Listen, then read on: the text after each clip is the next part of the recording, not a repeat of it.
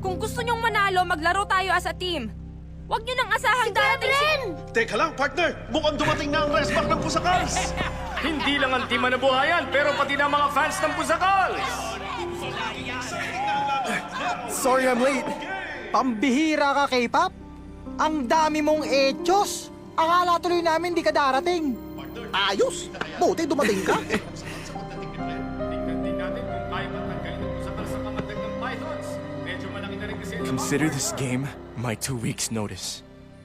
Malaki pala ang habulin natin. So anong plano? I-execute natin mabuti ang mga plays na pinractice natin. Basta, maglaro tayo sa team. Malaki man ang mga kalaban natin, malaki man ang lamang nila. Hindi naman masusukat ang puso ng team na ito. Pusakal on 3! 1, 2, 3! Pusakal! Fight! See if this will ignite the team's comeback or will the Pythons continue to hold on to their lead? Shugo, setting the play. Sinubukang nakawin ni Javier ang bola. Pinasa kay Bren. Park, lumipad!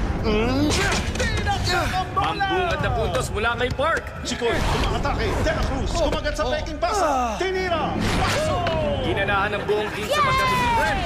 Nabaliktad na ang kwento. Hindi lang si Bren ang mag-isang kumakamada, kundi ang buong Lamang na ang Pusakals. Score natin ngayon, 33-31. Park, dino-double team, pero walang epekto. Pasok pa rin ang bola! Mukhang ginaganahan na ng gusto si Brent Park. Pythons is in big trouble. Ipe, umilag sa butata. 3! 3 points! Parang sinasaniba ng Pusakals. Shugo, tumira ng 3. Mintis, but Brent catches the ball in the air. And slam! Sigurado na ang pag-abante nila sa next round. Congrats sa atin, Tay! Congrats din, anak. Alam mo, pasensya ka na. Okay na yun, Tay. Mag-celebrate na muna tayo. Saka na natin yung pag-usapan.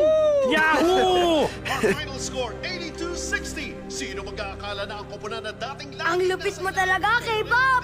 Pag ganyan lagi, sigurado, champion na tayo! Wala dapat sa next game ganito uli.